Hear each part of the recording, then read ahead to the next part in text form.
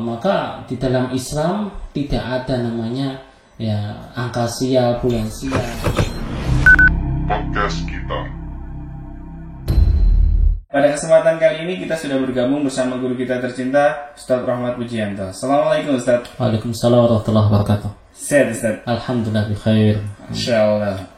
Ustadz, kali ini saya ingin membahas terkait pemahaman yang masih ada di masyarakat umum di sekitar kita Ustadz.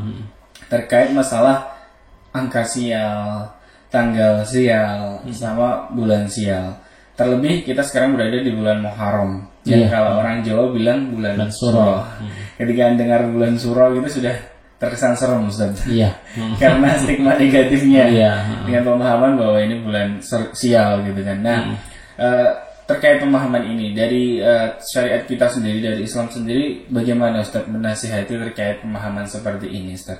Fadhil Ustaz. Barakallahu fiik. Bismillah, alhamdulillah, wassalatu wassalamu ala rasulillah wa ba'du.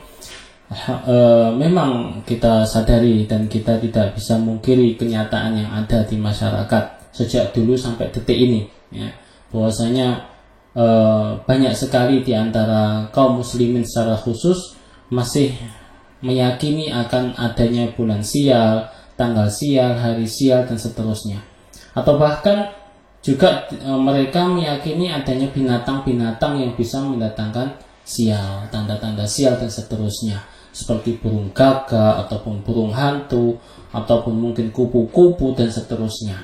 Nah, ini kita ketika sudah mengetahui tentang agama Islam yang benar, tentu ini sesuatu pemandangan yang membuat hati kita miris, ya, kita menangis melihat kenyataan-kenyataan yang terjadi di masyarakat. Dan bahkan sebelum kita dapat hidayah pun kita juga pernah seperti itu, mengalami seperti itu, ya. Nah, ini subhanallah.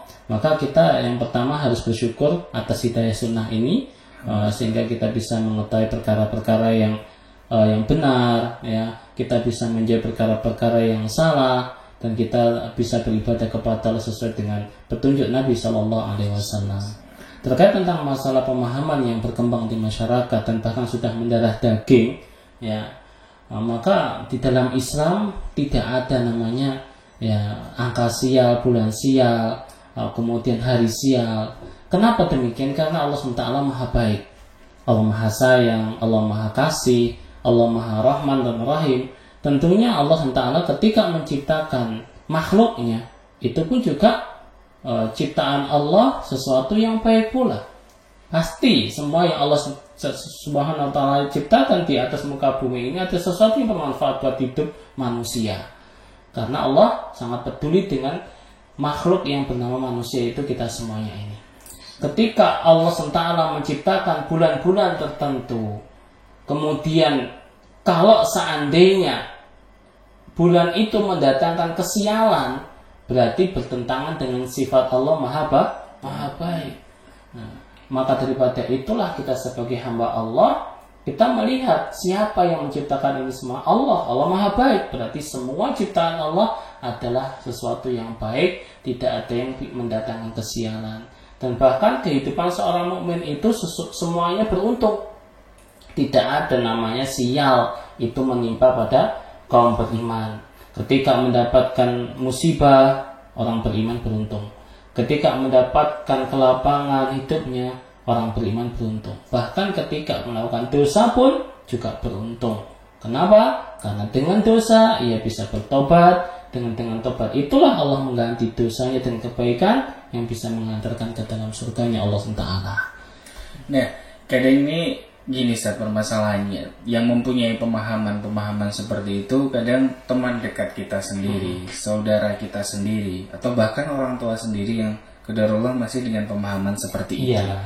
Nah, yang jadi permasalahan gimana sih cara kita menasihati mereka agar mereka tidak sakit hati Ustaz, agar kita tidak menyakiti hatinya ketika mengingatkan bahwa itu tidak boleh gitu kan dilakukan karena agama kita sudah melarangnya gitu. Bagaimana Ustaz?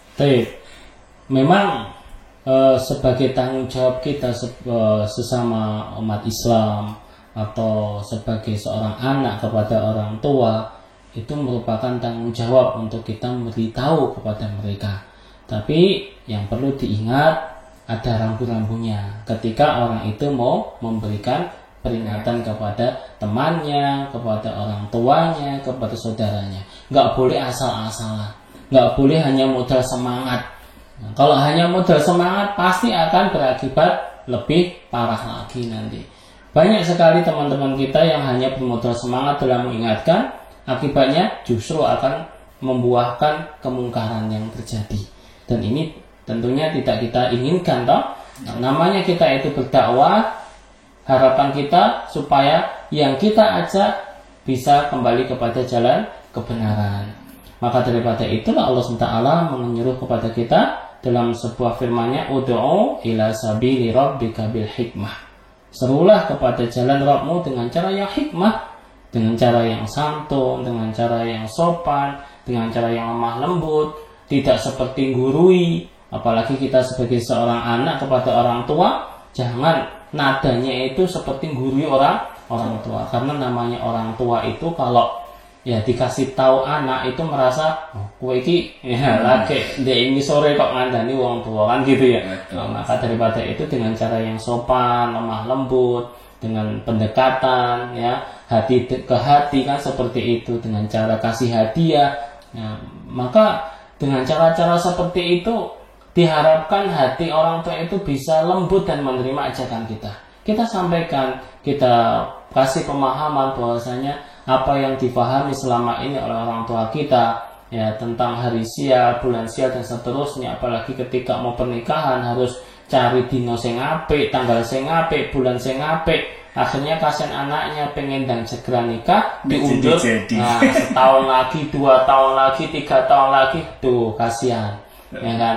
Kita kasih pemahaman bahwasanya tidak ada hari sial, tidak ada bulan sial, semuanya baik, ya semuanya itu indah, semuanya itu akan bermanfaat buat kita semuanya. Seperti itu. Iya.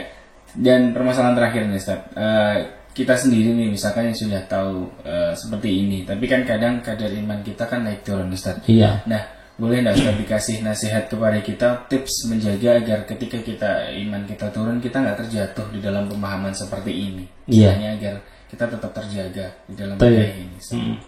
Jadi memang faktor yang terbesar seorang itu terjatuh ke dalam kesalahan, perbuatan dosa atau bahkan kesyirikan sekalipun, a'udzubillahi min dzalik, karena apa? Karena faktor imannya turun. Ya, ini faktor yang paling besar. Kalau iman itu turun sudah galau lah, kalau bahasa kerennya sekarang itu galau. Baper. Ya, kalau sedang lagi galau itu sudah jangan sampai dia itu pada posisi seperti itu. Segera ia sadar kalau dirinya itu galau. Ia harus bangkit. Ya, bangkitnya dengan cara apa? Dengan cara istighfar. Tentunya iman turun itu karena kemaksiatan, karena mungkin kita jauh dari Allah, karena kita terlalu mementingkan dunia, akhirat ditinggalkan, sehingga imannya menjadi turun. Maka yang pertama harus taubat kepada Allah, istighfar yang banyak, minta ampun kepada Allah. Kemudian supaya kita terlindungi dari keyakinan seperti itu, kita tawakal, serahkan kepada Allah Taala semua apa yang akan terjadi esok hari. Karena kita diciptakan oleh Allah Taala, ya sudah ditakdirkan oleh Allah, dan takdir Allah kita tidak tahu. Hanya Allah yang tahu apa yang akan terjadi esok hari. Maka dengan tawakal kepada Allah, maka Allah SWT akan memberikan yang terbaik buat kita. Sebagaimana Allah firmankan, wa may yatawakkal 'alallahi fahuwa hasbuh. Siapa yang bertawakal kepada Allah, maka Allah berikan kecukupan. Masya Allah, jazakallahu khairan Ustaz hari ini.